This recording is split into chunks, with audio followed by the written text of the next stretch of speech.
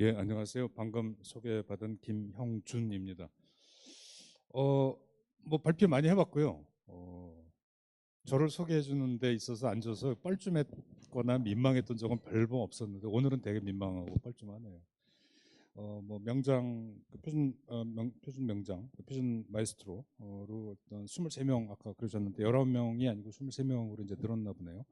어쨌든 뭐 그 중에 한 명으로 활동은 하고 있고요. 그래서 이제 후학이라고 해야 되나? 그러니까 사실 이 자리에서 제가 이 발표 제목으로 발표 제목 안 나왔네. 이 발표 제목으로 발표를 하려면 여기 아마 여기 제가 볼 땐 다 전문가들이거든요. 몇몇 대부분 반 이상 뭐 한 70%는 제가 아는 분들이 여기 앉아 계시는데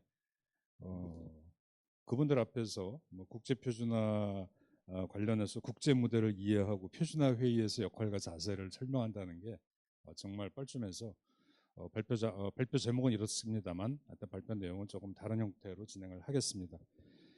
어쨌든 이제 저장님께서 소개를 해주신 것처럼 일단 표준 마이스트로, 뭐 표준 명장으로 이제 그 중에 한 명으로 활동은 지금 하고 있고요. ITUT 스타디 그룹 20 국제의장과 APT의 아스탑이라는 정보통신 표준총회 의장을 맡고 있습니다. 그 활동, 그 의장, 국제의장을 맡기까지 나름대로 이제 제 입장에서는 많은 시간이 걸려왔었고요. 그거를 다 일일이 열거하자면 사실 어떻게 보면 자화자찬될 것 같기도 하고 정말 개인적으로도 그런 말씀을 드리는 것 자체가 조금 뻘쭘하기도 하고. 근데 어쨌든 ITT의 스타디 그룹 20 의장까지 여러 뭐 행운의 케이스들도 많이 있었고 뭐 제 역량 대비 좀 과한 자리를 지금 제가 가지고 있는 측면도 분명히 있습니다만 이런 그 국제 무대에서 표준화 그룹의 의장이 되기까지는 많은 비하인드가 있었다 하는 정도의 말씀을 좀 드리고 또 슬라이드를 넘겨가면서 하나하나 또 기회가 되면 그때그때 조금 더 부연 설명을 드려보도록 하겠습니다. 어쨌든 세션 이번 그 세션의 전체 제목도 그렇고 그 다음에 이제 주최 측에서 오늘 연사 3명, 저를 포함해서 3명에게 요구한 부분도 있어서 일단 제목은 국제무대 이야기 표준화 회의에서의 역할과 자세. 여기 계신 분들이 너무나 잘 아는 어떤 그런 제목으로 뽑아봤고요. 또 거기에 맞춰서 목차도 일단 잡아는 봤습니다만 내용은 조금 상이할 수 있어서 또 그거는 그때그때 제가 임기응변식으로 진행을 하겠습니다. 뭐 목차는 보시는 슬라이드 화면으로 대체를 하고요. 먼저 이제 프롤로그를 잠깐 말씀을 좀 드려볼게요. 세상이 급변하고 있다는 건 뭐 다들 잘 인지하고 계세요. 뭐 우스갯소리로 저도 이제 애틀이라는 조직의 근무를 시작한 지 정말 오랜 시간이 지났고요. 뭐 개인적으로 지금 올해가 35년째인데 제가 연구소 처음에 들어갔을 때는 뭐 워드 프로세스도 없었고 이메일이라는 것도 없었고 그래서 국외 출장 가면 일주일간은 그냥 제 업무는 스탑이에요. 집에 연락하려면 국제전화 정말 힘들었고요. 그래서 외국에 나가면 몸조심 첫째 해야 됐겠지만 일단 세상으로부터 자유로웠었던 때도 있었습니다. 지금은 어디에 출장을 가더라도 업무 메일이 오고 또 가족과의 안부도 필요하고 등등등 하다 보니 출장은 가있지만 출장 업무에 집중하기는 결코 쉬운 세상은 아니죠. 그게 이 시대를 살아가는 우리 모두한테 각자가 행복한지는 뭐 그거는 각자의 판단의 몫일 것 같고요. 다만 그렇게 지리하게 세상이 흘러오고 있는데 최근 들어서 더더욱 세상은 가파르게 변하고 있는 건 사실인 것 같습니다. 2016년이죠. 클라우스 슈밥이라고 월드 이코노미 포럼의 의장이죠. 제4차 산업혁명이라는 키워드를 부각을 시켰어요. 그래서 뭐 책자도 많이 나왔습니다. 아마 다 보셨을 거고요. 제가 이 자리에서 4차 산업혁명이 뭐다라는 얘기를 할 생각은 전혀 없고요.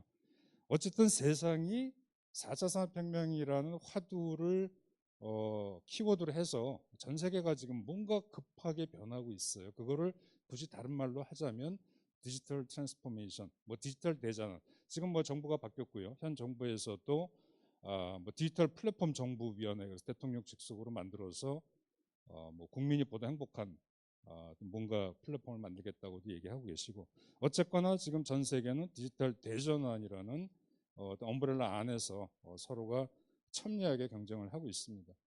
제4차 산업혁명이라는 키워드가 부각된 게 2016년인데 그리고 나서 2020년, 4년이 지난 2020년에 그 클라우스 슈밥이 The Great Reset, 뭐 굳이 우리말로 해석하자면 거대한 재편, The Great Reset 이라는 용어를 또 탄생을 시켰고 그것도 또 책자가 번역물로 해가지고 지금 나와 있어요. The Great Reset은 뭐냐면 인류가 역사적으로 돌이켜 보면 아주 그 어려운 난국, 그걸 지금 우리 이제 변화의 소용돌이라고 본다면 그런 상황은 언제나 우리가 접해왔고 그때 개인이 국가가 기업이 슬기롭게 대처함으로 해서 더 나은 세상으로 전환해 왔다.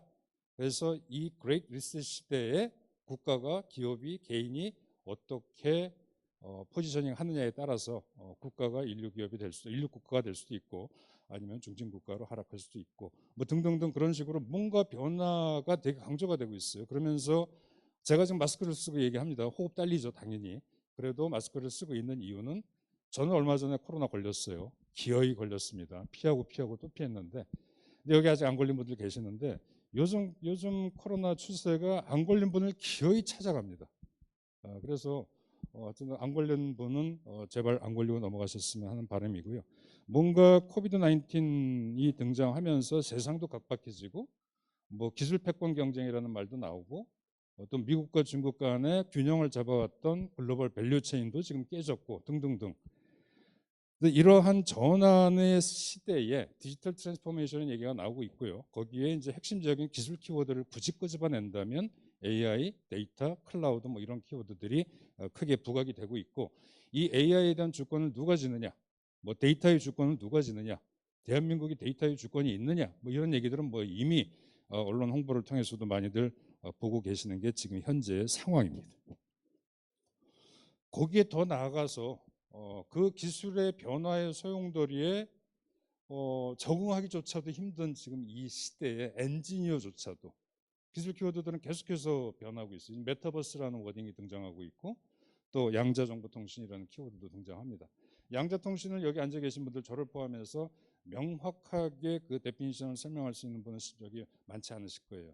그만큼 세상은 급변하고 있는데 최근에 이머징 뭐 이노베이티브 테크놀로지의 큰 두 축 플랫폼 측면에서 보면 메타버스하고 양자정보통신까지 부각이 되는 메타버스가 과거에 유사했던 서비스 어떤 차이가 있느냐 이 얘기를 제가 이 자리에서 논의할 생각은 없고요. 다만 기술의 추이가 엔지니어인 저희들이 판단하기에도 우리가 따라가기도 숨이 찰 정도로 기술 추이는 크게 변화하고 있는 게 지금의 세상이다. 그 세상이 행복한지는 모르겠어요. 그건 각자의 몫입니다. 결국은 세상은 AI 시대로 가고 있고 그러다 보니까 이제 윤리적인 이슈 부분도 크게 부각을 해요. 뭐 AI 윤리에 대해서도 이미 다들 인지하고 계시는 거라 제가 이거에 대해서 윤리적인 측면에 대해서 지금 설명할 거는 전혀 아닙니다만 어쨌든 세상이 급변하고 있고 기술의 변화를 저희가 민감하게 대응하기도 어려운 이 시국에 결국은 표준이 앞으로 어떻게 그 역할을 해야 될 건가가 아마 이제 오늘 제가 드리고 싶은 말씀의 포인트가 되지 않을까 싶습니다. 더 나아가서 표준화 그러면 예를 들면 옛날에 TCP/IP 기반 요즘 이제 뭐 저전력 뭐 나오니까 또 센서 얘기 나오고 액추에이터 나오고 뭐 하니까는 적은 리소스 가지고도 오래 버텨야 되잖아요. 그 센서나 여러 디바이스들이 그러다 보니까 TCP/IP가 되게 경량화되는 그런 쪽의 기술 표준화를 하겠다 그러면 어디로 가요? 다 IETF로 가요. 그죠? 그다음 이동통신 지금 뭐 4G, 5G, 6G 다 어디로 갑니까? 3GPP, 서드 제너레이션 파트너십 프로젝트라는 3GPP 쪽으로 가죠. 뭐 IEEE가 하고 있는 일들 다 아실 겁니다. 근데 세상의 급변하고 기술의 발전 추이가 빠르다 보니까 각자의 표준화 기구가 자기 앵글을 가지고 표준화를 바라보는 거예요. 그러다 보니까 비슷한 일이 서로 다른 표준화 기구가 중복적으로 진행되고 있는 그래서 어떻게 보면 표준이 딥 시장을 디프로그멘테이션 파편화시키는 주범이다라고까지도 해석이 되고 있으면서 그러면서 크게 부각되는 게 뭡니까? 오픈소스에 대한 중요성입니다. 옛날에는 스펙이 나오면 그 뒤에 그 스펙에 따라서 개발이 됐죠. 그래서 자전거로 따지면 앞바퀴와 뒷바퀴가 있었는데 어느 순간에는 외바퀴 형태 옆에서 보면 그래서 스펙 작업과 개발이 동시에 갔고요. 지금은 거꾸로입니다. 뒷바퀴가 옛날 시대로 보면 뒷바퀴가 앞바퀴로 와 있는 거예요. 개발이 먼저 되고 그 개발된 내용에 따라서 뭐 제품도 나오고 오히려 표준 스펙이 뒤에 따라오는 모습. 그래서 오픈소스가 되게 좀 중요하게 부각이 되고 있고요. 리눅스에서 뭐 텐서프로까지 그 디테일스는 뭐 그냥 시간 관계에서 건너뛰도록 하겠습니다. 어쨌든 세상이 변한다는 얘기를 프롤로그로 제가 한 거고요. 그래도 제목이 이제 국제무대 이야기 뭐 역할과 자세 하다 보니까 여기서 표준과 표준화에 대해서 제가 설명을 할 생각은 없습니다. 여기 보시니까 다 저랑 어느 정도 그 연배 짬밥의 차이는 있을지언정 여기서 표준에 대한 데피니션과 표준화가 뭐다라는 얘기를 드리고 싶지도 않고요. 만약에 여기가 젊은 분들이거나 아니면은 이제 뭐 학부 학생들이다 그렇다면 또는 아니면 이제 기업 초년생들이다 그러면 표준화 회의라는 거 한번 가보신 분 손 들어보세요. 뭐 기고서 작성해 보신 분 손 들어보세요. 이러고 얘기를 풀어갈 수 있겠습니다만 여기서 그런 얘기는 적절치 않겠습니다. 표준과 표준화에 대한 내용 그냥 제목 슬라이드로 가름하고요. 표준도 다양한 형태의 분야의 표준이 있죠. 그 중에서도 이제 정보통신 표준, 아무래도 ICT 쪽에 우리가 좀 익숙한 분야 쪽에 국내법 정의와 아이소라는 국제기구에서의 정의도 슬라이드 장표로 가름 드리도록 하겠습니다. 왜 표준이 중요하고 왜 표준 전쟁이라고 얘기하는가에 대한 설명도 여기 5곡지로 정리를 해놨습니다만 이거 하나하나 제가 그냥 열거하지는 않겠습니다. 대부분 다 잘 아시는 얘기고요. 제가 여기서 말씀드리고 싶은 거는 세상이 각박해지니까, 그죠? 지금 경제 성장률 다 떨어지고 있잖아요, 그죠? 20세기 전반부하고 21세기 전반부가 지금 되게 비슷하게 가고 있는 거 아시죠? 20세기 전반부에 1차 세계대전, 2차 세계대전, 지역적 갈등 때문에 지금 21세기 초반에 우크라이나 러시아 전쟁, 이게 제3세계 전쟁으로 확대되기를 절대로 희망하지 않는 입장입니다만 어쨌든 20세기 전반부의 어떤 전 세계의 어떤 현상과 지금 21세기 초반의 현상은 되게 상이하게, 되게 대동하게 비슷하게 전개가 되고 있더라. 그러다 보니까 미중 패권 경쟁, 특히 기술 패권이라는 얘기가 되게 많이 나오고요. 그러다 보니까 기술 패권 시대에 어떤 시장을 선점하기 위한 표준의 역할, 막 이게 그 어느 때보다도 중요하게 부각되고 있는 시점이고요. 아마 뒤에 시간은 자연스럽게 제가 설명을 드리는지 모르겠는데 AI 관련 이슈라든가 뭐 클라우드 이슈라든가 데이터 이슈라든가 이런 거 관련해 가지고 왜 북미가 다른 표준화 기구에서 관련된 표준화 활동을 막으려고 하는지 그게 다 그 나라의 국익하고 직간접적으로 이해관계에 얽혀 있다 이렇게 봐주시면 될 것 같습니다. 표준의 중요성과 표준 전쟁 관련해 가지고 지난 이게 2022년 올해 6월에 나왔던 통계예요.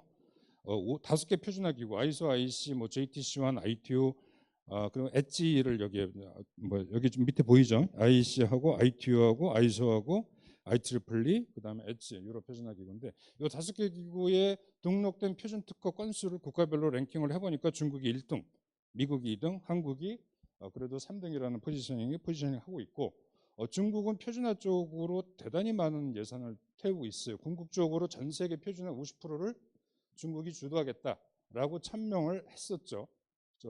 정치 차원에서 지금 누굽니까? 지금 중국 어쨌든 예.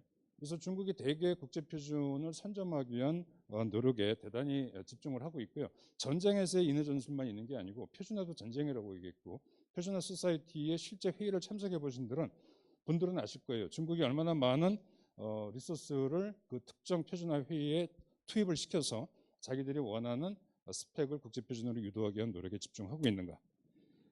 또한 표준이 중요하게 되는 게 글로벌 패권 경쟁이라고 얘기하고 있고 그걸 이제 미중 패권 경쟁이라고도 얘기하는데 과거에는 통상, 경제, 안보, 이념, 체제 이런 분야 쪽에 소위 그 패권 경쟁이 그동안의 관행적인 역사였어요. 근데 최근에는 첨단 기술 중심의 기술 패권 경쟁이 첨예하게 지금 부각이 되고 있고 거기에는 AI, 양자, 6G 이런 그 나라의 국익을 극대화할 수 있기 위한 첨단 기술 분야 쪽에 패권 경쟁이 되게 심화되고 있고 그러다 보니까 기술 패권 경쟁 시대에 그 국가가 그 기업이 선도할 수 있는 유일한 방법은 결국은 표준을 선점하는 거 아니겠는가 하는 차원에서 잠깐 언급을 드려봤습니다.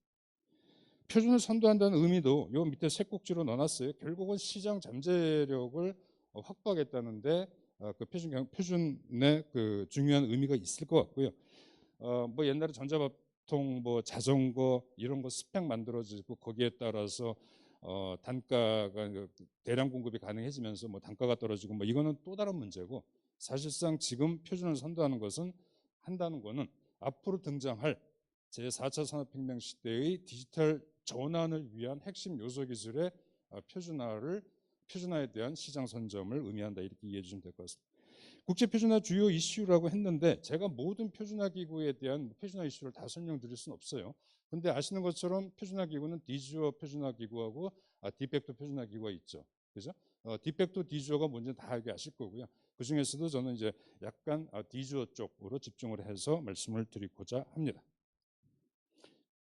국제 표준화라는 거는 뭐 국가의 이익도, 기업의 이익도, 또 공공의 이익도, 그 중에 이제 기업의 이익 쪽으로 포커싱이 조금 더 돼 있는 게 디팩토 표준화겠죠. 뭐 그게 어딘지는 뭐 다 아실 거고, 다만 국가의 이익이나 공공의 이익을 추구하기 위한 국제 표준화라고 한다면 디주어 쪽을 중심으로 해서 진행하고 있는 측면이 좀 있겠다. 뭐 이건 아까 앞서 했던 얘기고, 지난 9월 달부터 10월 초까지 진행됐던 ITU 전권회의, ITU 전권회의가 뭔지 잘 모르시는 분이 이 안에 계실 거예요. ITU라는 건 유엔 산하 국제기구의 하나잖아요. 그죠? 제네바에 가보시면 유엔 산하 기구들이 되게 많잖아요. 그 중에 ITU는 유엔 산하 스페셜 에이전시 포 ICT 스탠다디제이션이에요. 그래서 ICT 분야의 국제 표준을 만들어내는 유엔 산하 기구 중에 하나가 이제 ITU인데, 그 ITU는 선출직 공무원이 있습니다. 우리 예전에 유엔 반기문 총장, 사무총장이 선출돼가지고 8년을 유엔을 끌고 오셨던 것처럼 유엔 산하에 다양한 국제기구가 있는데, 그중에 ITU 기구의 선출직 공무원이 지난 9월 말 10월 초에 새로 선출이 됐어요. 이분들 임기는 4년입니다. 근데 관례적으로 한 텀 연장, 한 텀 더 할 수가 있어요. 그래서 보통 선출직들은 8년을 합니다. 그 개인의 건강적 이유나 그 개인이 정말로 찌질이도 못하는 사람 아니고서는, 설사 찌질이도 못한다고 보여줘도 그 사람 8년은 인정을 해줍니다. 그게 국제사회의 나름대로의 규약이에요. 근데 지난 9월에 10월 초에 선출직 공무원 5자리가 선출됐습니다. 여기 계신 분들 중에 저랑 같이 그 회의에 갔다가 부득이 코로나까지 걸려가지고 고생을 했던 분이 요 안에 보이는데, 어쨌든 그중에 우측 중간 여자분이 미국 국적자입니다. ITU 사무총장을 총장에 선출이 됐어요. 그래서 58년 거의 60년 ITU 역사상 최초의 여성 수장이 탄생을 했다라고 미국이나 유럽 쪽에서는 그렇게 의미를 부여하고 있습니다. 그러면 그 우측, 그건 리투아니아 유럽의 사무차장으로 이번에 일렉티드 된 분이에요. 이분은 이제 우리나라 사무처장 입후보한 분하고 경쟁을 하다가 결국 이 양반이 됐는데, 이 리투아니아는 사무차장은 39살입니다. 최연소 선출직 사무차장이라는 의미를 부여를 하면서 그 이면에 미국과 유럽 간의 온라인이 있었어요. 선거 전에 있어서. 그럼 미국과 유럽이 왜 온라인을 해서 이렇게 됐는가? 그거는 사실상 우크라이나 러시아 전쟁의 여파도 컸다라고 생각을 하고 있고요. 과거 ITU를 끌고 갔던 사무총장이 뭐 지난 8년이 중국이었고 그 전은 아프리카였었어요. 그러다 보니까 미국 입장에서는 미국 국익에 도움이 안 되는 표준화 활동이 ITU에서 진행되고 있다라는 비하인드가 있어요. 그래서 미국이 직접 후보를 냈고 그리고 사무총장이 됐습니다. 그 밑에 세 자리는 국장들이에요. TRD, D는 디벨롭이니까 약간 개독이니까 아웃 오브 스코프라고 치고, 중요한 거는 R, 레이디오 섹터하고 T, 텔레콤 섹터인데, 레이디오 섹터는 마리오는 북미 사람입니다. 저 사람은 세컨텀 이번에 들어온 사람이고, 그 나머지 2명, 중간에 일본 사람. 그러니까 한국이 8년을 TSB 총국장을 맡았었는데 이어서 바로 아시아 국가의 일본이 된 거예요. 그것도 제가 볼 때는 미국의 어떤 선거전에서의 서포트가 있었다라고 밖에 저는 해석이 안 되고, 맨 끝은 아프리카입니다. 그래서 이 5명이 향후 8년 동안 ITU의 표준화 방향을 좌지우지할 사람들이다. 이게 ITU 정권회의 이번 루마니아에서 있었던 상황이 우측 그림인 것 같아요. 여기 가서 제가 코로나 걸렸고, 어쨌든 뭐 ITU 정권회의, 예. 스터디 그룹 20 얘기만 제가 잠깐 하겠습니다. 제가 공치사 할 생각은 없고요. ITU-T, 그러니까 텔레커뮤니케이션 쪽 뷰로의 스터디 그룹은 현재 11개가 있어요. 스터디 그룹 2, 스터디 그룹 3, 스터디 그룹 5, 중간에 빈 넘버링은 중간에 이제 지내오다가 없어진 스터디 그룹인데 그중에 가장 새끼 마지막에 뉴본 스터디 그룹이 스터디 그룹 20입니다. 스터디 그룹 20은 보시는 것 같이 IoT하고 스마트 시티라는 스콥의 국제 표준을 개발하고 있는 어떤 책임을 가지고 있는 스터디 그룹이고요. 저 스터디 그룹 20의 탄생이 2015년에 됐고요. 그리고 어쨌든 이번 그 3월에 지난 올해 3월에 ITUT WTSA라고 세계 전기통신 표준 총회에서 어쨌든 제가 스터디 그룹 20의 이제 의장으로 선임이 돼서 현재 11개 스터디 그룹 중에 우리나라 국적자가 2명 있어요. 스터디 그룹 17은 같은 지금 차장님하고 같은 학교에 계신 순천향 대학교 염웅열 교수님이 세컨 텀 이번에 들어가신 거고 제가 스터디 그룹 20 그리고 나머지 9개 스터디 그룹은 각 나라별 밸런스가 있는 상황입니다. 스터디 그룹 20이 만들어진 역사부터 여기서 어떤 애로사항 이런 것들 다 얘기하려면 시간이 많이 걸릴 것 같아서 그냥 시간 관계상 건너뛰겠습니다. JTC1 쪽에는 ZT라고 여기 있어요. JTC1 이머징 테크놀로지 앤 이노베이션. ZT고 우리나라 국적자 에트리의 표준연구본부의 이승현 센터장이 현재 ZT 컨비너를 꽤 지금 한 5년, 7년 끌고 가고 있고요. 여기는 JTC1의 미래 기술에 대한 표준화를 리드하기 위한 그룹이 ZT다라고 봐주시면 될 것 같고요. 요거는 JTC1의 지난 한 12년 동안 이니시에이션 한 국가가 저기 플래그가 붙어 있죠. 대부분 한국이 주도 많이 했어요. 센서 네트워킹, 클라우드, 뭐 그린 IDC, 모바일 응용, 사물 인터넷 뭐 등등등등. 그리고 이제 그 사이에 요건가? 예. 요게 이제 ZT라는 그룹이 만들어지고 ZT가 리포트를 만들어지면서 새로 태동된 분야들입니다. 여기서도 이제 무슨 얘기를 하고 싶은 거냐면 결국은 리더십을 누가 쥐고 가느냐에 대한 문제. 그래서 ZT의 역할이 되게 JTC에서 중요하다는 차원에서 말씀을 드리고 그 각각의 분야에 대한 설명을 건너뛰겠습니다. 그래서 여기는 ZT 어치먼트라고 적혀 있는데요. 그래서 ZT가 만들어지고 나서 지난 2017년부터 올해 2021년까지 이런 분야 쪽에 이니셔티브를 쥐고 테크니컬 리포트를 만들고 분위기를 만들어서 결국은 관련된 표준화를 전담하는 그룹들이 이렇게 만들어진 배경이 됐다 뭐 하는 거고요. 표준 생태계 요거 그냥 건너뛰겠고요. 국제표준 전문가 소양과 전략이라고도 했는데 뭐 이것도 그냥 도덕교과서에 나오는 얘기라 있는 장표 내용을 보시면 될 것 같고요. 다만 여기 계신 분들은 대부분 표준화 활동 일선에 계셨던 분들이고 이 중에 이제 그 부분 쪽에 관심을 좀 가지고 계시는 분이 혹시 이 안에 계신다면 이 표준 전문가를 위한 전략적 사고 그래서 제가 몇 가지 워딩을 조금 써봤습니다. 그냥 그거는 한번 참고해 보시면 될 것 같고요. 영어 못한다고 표준화 활동 못하는 거 아니고요. 영어 못해도 얼마든지 표준화 활동 리드할 수 있습니다. 그리고 외국 애들이 코리안 잉글리시도 익숙하고요. 재패니스 잉글리시, 인디안 잉글리시 각 나라의 마더텅이 아닌 국가의 잉글리시를 이해하는 능력이 여기 계신 분들보다 훨씬 뛰어나요.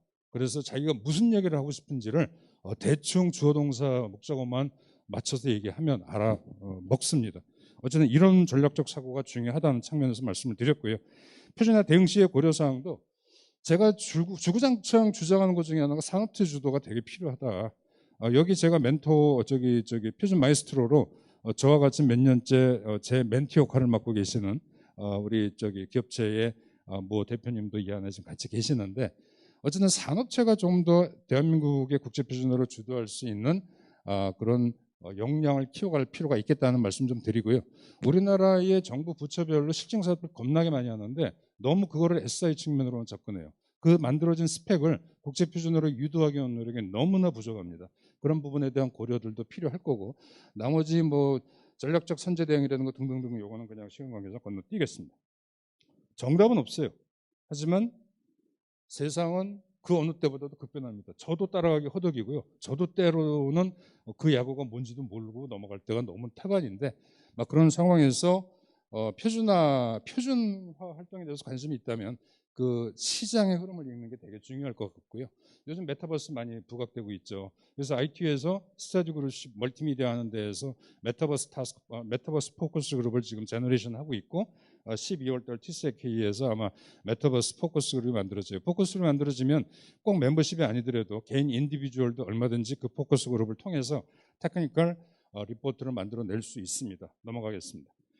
마지막 에필로그 몇 장 슬라이드 끝내고 제 발표는 마무리하겠습니다.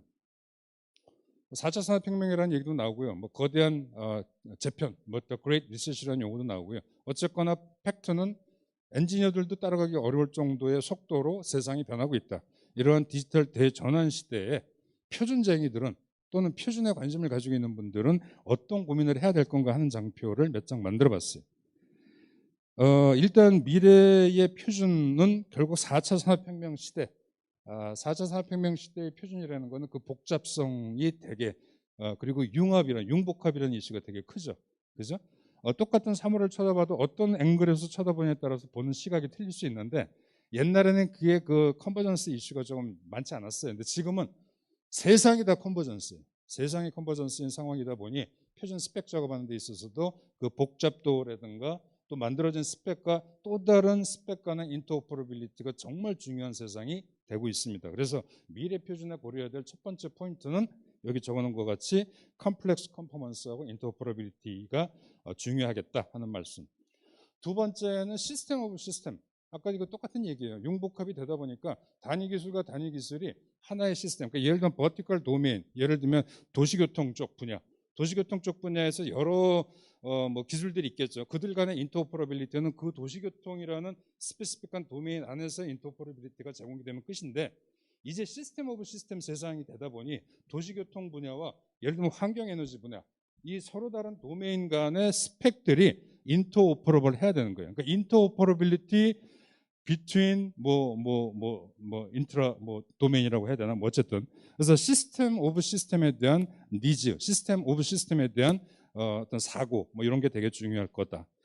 세 번째는 패스트 프로토타이핑이에요. 예전처럼 스펙 먼저 만들어지고 만들어진 스펙이 오픈이 되면 그 스펙에 따라서 제품이 나오는 세상은 이미 지나갔고 거꾸로 제품이 먼저 나오고 스펙이 뒤따라오는 그런 오픈 소스 커뮤니티 세상 속에 살고 있는 거예요. 그래서 오픈 소스를 잘 활용해야 되고 오픈 소스 커뮤니티에 되게 친숙해야 되겠다 하는 부분이 세 번째 제가 드리고 싶은 말씀. 마지막 네 번째는 첫 번째, 두 번째, 세 번째를 엮은 부분이에요. 오픈 인바이러먼트. 이제 프롬 더 스크래치. 그냥 제로 베이스에서 처음부터 뭔가를 수평을 만들거나 혼자만의 머리를 가지고 만들 수는 없습니다. 다 같이 오픈 인바이러먼트 환경에서 빠른 시간 내에 스펙과 오픈소스를 같이 만들어가는 그런 노력이 아마 미래 표준에 고려해야 될 마지막 포인트가 아니겠는가. 뭐 이런 얘기들도 많이 하죠. 이제 뭐라 그럽니까? 기계의 두뇌가 인간의 지능을 넘어서는 포컬 포인트, 스페시픽한 포인트. 갑자기 그 키워드가 생각이 안 나는데 어쨌든 누가 합니까? 기계의 지능이 우리의 지능을 넘어서는 시점이 어느 순간인가 올 거잖아요. 그래서 기술 그 자체가 어쩌면은 인간의